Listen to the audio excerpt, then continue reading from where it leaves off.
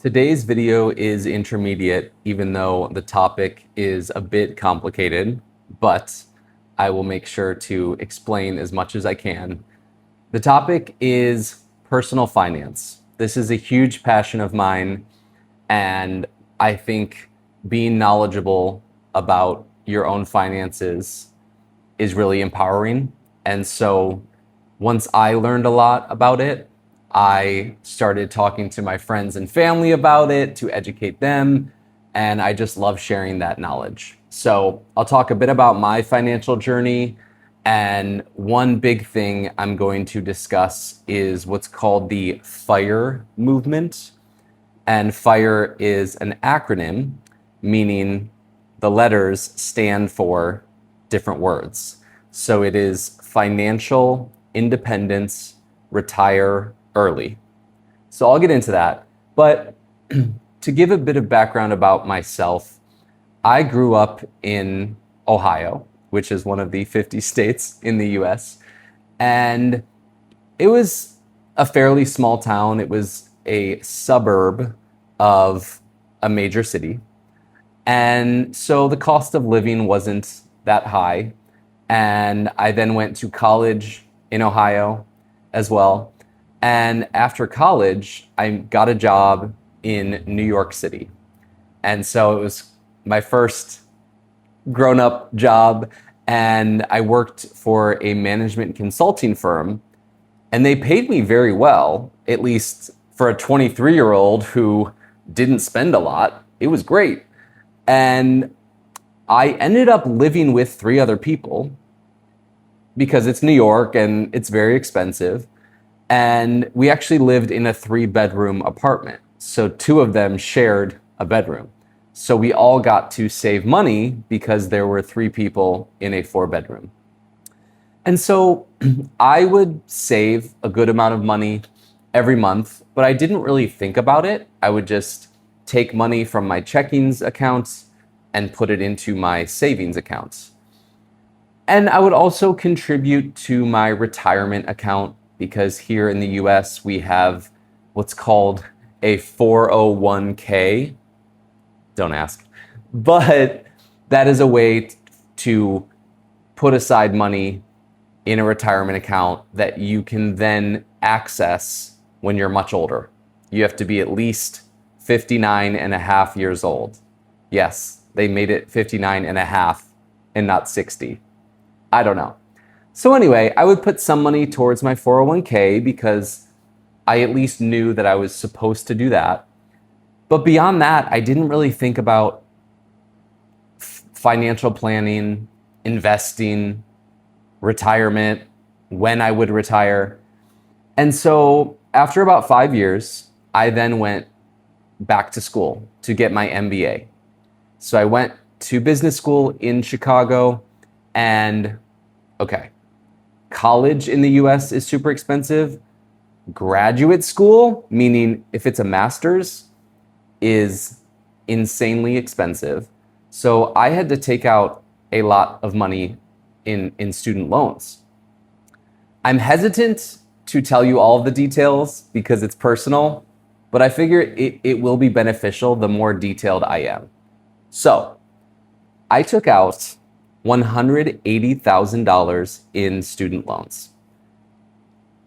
Tuition for those 2 years was $130,000. My gosh. And then, of course, I needed money for my rent, my food, other expenses. So I took out $180,000, and I didn't think much about it. I didn't think, is this a lot of money? How much is my monthly payment going to be when I graduate? I did think, oh, it's an investment in myself, and when I graduate, I'll have a great job, so it's not a big deal. And that was partly true. But when I graduated 2 years later, I moved back to New York and I got a job in marketing. And I made pretty good money, but I didn't work in investment banking or anything. And then the real shock happened when my first student loan payment was due. So this was shortly after I started my job, and my monthly payment was $1,700. $1,700. And I mean, first, that's a lot of money. My rent at that time in New York was $2,200. So it was almost like paying two rents. And I remember paying, kind of that first payment, and the balance, which by the way had already grown to 198,000. When I paid the 1,700, I'm thinking, okay, now it's going to go down to like 196,000 and something. No, it went down like $200 because most of that payment went to interest. So when you take out a loan, you have kind of that principal amount, that base amount that you take out, which was the 180,000. But then of course, interest accrues on that amount.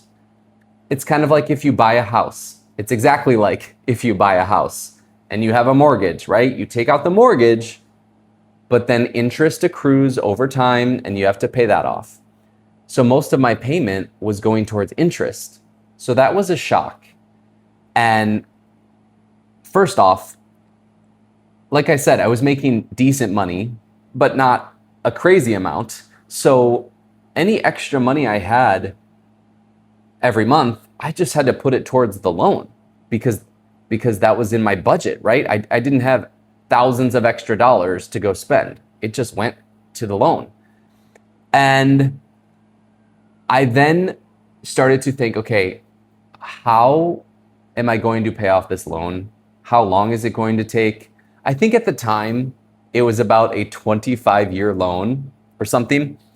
And I eventually started researching of, okay, can I lower my interest rate? Because my interest rate was about 6.5%.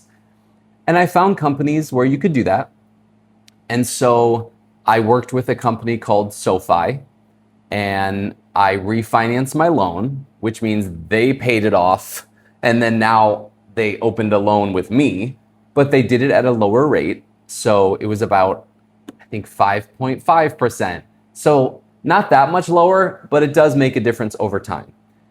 And then I also did, instead of a 25-year plan, I think I did 15 years from what I remember.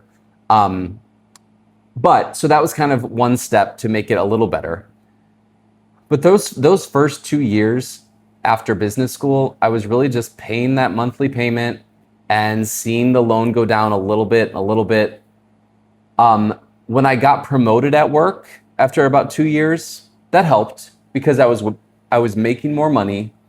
And then I also got an annual bonus through work, which is a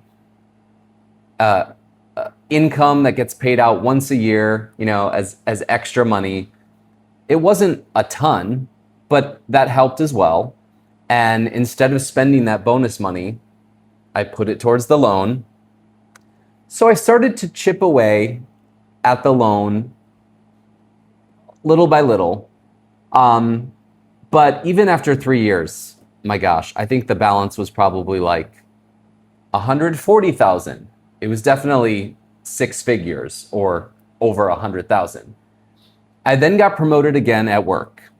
And this actually brought me to Los Angeles, which is where I live today. And this helped because it was more money. LA was actually cheaper than New York, slightly. And then my annual bonus was more. And so at this time, I also discovered the FIRE movement. So as I mentioned, this stands for Financial Independence, Retire Early. And I dove deep into this topic. I was fascinated. And what underlies this movement is this concept of getting enough money in your savings and investments, making it big enough where that money actually starts to earn more money for you because it earns interest if it's in a savings account, or it gets dividends if it's invested in stocks, or the stock values grow. That's not guaranteed, but over time in the US, the stock market has gone up and up. Of course, there are certain years where it dips and then other years it goes up. But the point is, if you can have a lot of money in your savings and investments, you can actually just live off of the growth of that money. And so you don't even need to touch the base of that money. I'm going to give you an extreme example to demonstrate this. Let's say you have $10 million. And let's say you put that in an online savings account, which is very easy to do. And let's say you earn the rate that is offered right now, which is, let's say, 3.65%. If you keep those $10 million in that account, every year you will earn $365,000. Okay? Now, that's enough for me to live off of every year. Obviously, that's for a single person especially. Oh my gosh, that's so much money. So that is an extreme example, but let's apply it to a smaller amount of money. Let's say you have $1 million. Okay, you would earn $36,500 in interest. Let's say instead of a savings account, you had that $1 million in a stock market fund. And let's say that fund tracked the S&P 500, which is a basket of 500 of the biggest stocks in the US. And let's say that basket of stocks grew 8% this year. That means you made $80,000 from that 1 million. So you can start to see where the logic of the FIRE movement happens, which is the bigger your account value is, the more money you can make off of it. It becomes this machine that grows your money. And actually, what I said before was partly incorrect, because I said if you have 10 million, you earn $365,000 every year. Actually, no. That first year, you earn $365,000. But then year two, you earn 3.65% on that $10,365,000. So it's actually more. And then it grows, then it grows, then it grows. So by year 10, your account might be 14 million, or you get my point. So then it becomes this snowball. Compound interest is fascinating in that sense. I could do a whole video about that to explain it. So once I had this concept in my mind, and once I learned a lot about it, I really was determined to become financially independent and retire early. Now, what is early? Well, I live in LA and it is expensive. So I do need quite a lot of money to pay my bills every year.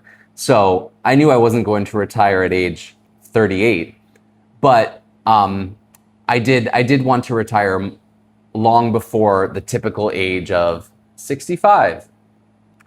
And so the problem was I still had a lot of student loan debt, okay? And I said that when I got that second promotion, that helped a lot. And whenever I would get a bonus, I would throw it towards the loan. Great.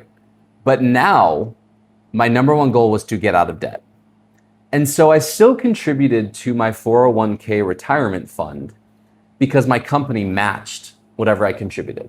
So I knew it was stupid to not contribute anything. And so I made sure to contribute some. But then any extra money I had left over every month, I would put towards that loan. And sometimes it was painful because it felt like I wasn't even making that much money, because as soon as the money hit the account, it left my account to pay down the loan. And I thought, okay, this is a short-term pain for a long-term gain. If I stay focused, if I don't spend all this extra money, and if I keep my eye on the prize, I can pay off this loan in a pretty short amount of time. And so I'm happy to say, from the time I graduated business school with $198,000 in debt to the time I paid off my loan, it was only 6 years. Now, I will say, I recognize that I was fortunate to have income that grew because I got promoted twice and a company that gave an annual bonus. Of course, that helped, right? If you have like an influx of, let's say, $15,000 or whatever it was after tax, yeah, that's going to help you pay down the loan faster. But it was still painful, I must say, that, every month, oh, here's a few $1,000s towards a loan, when I just wanted to have that money for myself. But what was so cool is once I finally paid off that loan and saw that $0 balance, then when I got my paycheck, that money finally was mine. And so I then was smart. I thought, okay, now I need to increase my retirement because there is a maximum amount that you can give to your 401k. And I wanted to do that to grow for the future. But then even after that, I still had money left over. And so I was able to, I could save it, which I like to save it. I started to invest it into stocks, or I started to spend some of it, right? I did not go crazy because I still wanted to retire early, but I was no longer afraid of spending money on a vacation or going to a nice dinner, things like that. Even today, though, I'm not a big spender. It's just not in my nature. I think because my mom is very good with money, and so she was an example of someone who didn't spend frivolously, or, put a different way, she didn't just spend money on a bunch of stupid things. She was smart with her money. So a couple other things I kind of approach my finances with. I never want to be in debt again. Okay, maybe if I buy an apartment or a home, I will take out a mortgage, right? But I don't really have plans to buy a home. I think in the city that I live in, renting is just fine. I'll make another video about that. But when I moved to LA and bought a car, I was determined to pay with cash. And so that is what I did. I bought 2 cars now in cash. I sold the first one, then bought a second one because I ended up moving and then coming back. Long story. So I do not have a car loan payment because I do not want to accrue interest on debt. Okay. The other thing I am trying to do with this channel is to find different ways of making income. So having a little, what we call a side hustle, or just a side project that is a passion of yours that could maybe make money. Maybe it won't, that's okay. Beyond this channel, I like to write in my free time. So I am working on a script. I have been for years. I need to keep going with it. No one may ever read that. That's okay. At least it's fun to do. But hey, maybe one day someone will read it. Maybe someone would want to produce it here in LA. I know the chances are very small of that happening. But I like to just pursue things that I'm interested in and passionate about and put in effort behind it. And you never know what could come from those things. So back to the FIRE movement, I did want to mention an offshoot of the FIRE movement called Barista FIRE. A barista is someone who makes coffee in a coffee shop and serves it. And this is really clever, and I've considered this as well. So let's say you make a good amount of money and I need to work until age 53 in order to have enough money to retire. Well, what you could do is, instead of waiting until you have all that money, you could quit a few years earlier, let's say at age 50. But then for those remaining, let's say 3 or maybe now 5 years, you work as a barista at a coffee shop, or you work at a retail clothing store, and you make some money. And it's enough money to cover your expenses so that you don't need to touch your savings or investments or retirement. But it isn't such a stressful job, right? It's a more low-key job.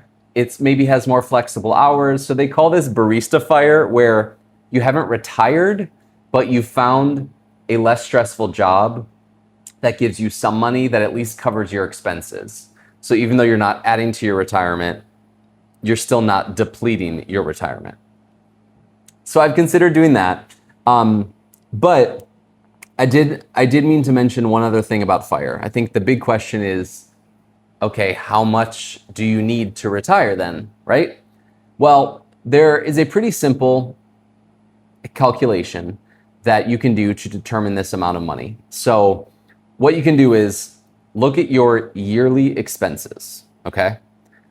And those yearly expenses should be no more than 4% of your net worth, or kind of that amount that you have in savings and investments.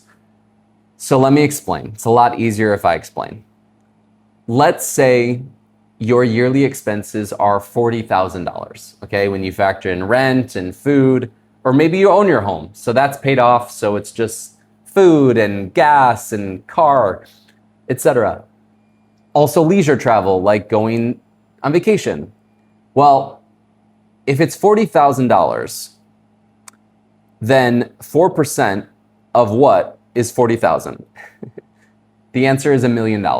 So if you have $1 million and you only spend $40,000 a year, and you expect that to happen throughout your retirement, it would be safe to retire now according to this methodology, where you have $1 million, you take 40,000 out. Yes, it goes to 960,000, but remember, it grows, right? And so it hopefully would grow back to $1 million after a year. Maybe it's a bad stock market year, maybe it dips, but it could recover the next year, right? It could be like this, but it should be somewhat stable, and it will allow you to not deplete that base amount and instead just live off the growth. Of course, you could be more conservative and you could say, hey, that's too risky. Even though I spend $40,000, I want 1.5 million in my retirement account. Okay, great. So now you have this extra cushion that makes you feel maybe a lot better. So I have created an Excel spreadsheet that assumes kind of it puts in my current income, my projected income, meaning maybe I'll get promoted one more time in a few years. What would that salary growth be every year, for example? What growth rate can I expect from my savings and investments? And that's a big assumption. And I like to play with that number, because even though the stock market has done great the last 2 years, 3 years ago, it did terribly. So you don't know the average, right? You can predict based on the past, but there's no guarantee. So I like to be conservative with that number. And then the big thing is expenses. How much money do I spend every year, and how much will that grow over time? Because of course there is inflation. Okay, so I know this was a lot, and this is maybe more of an intermediate/advanced video. Remember, you can always decrease the speed for this video if I'm speaking too fast. But let me know if you guys, if any of this was interesting, if you already know some of this, if you want to learn more about certain things I mentioned, because like I said, it's a big passion of mine and I probably will do more videos.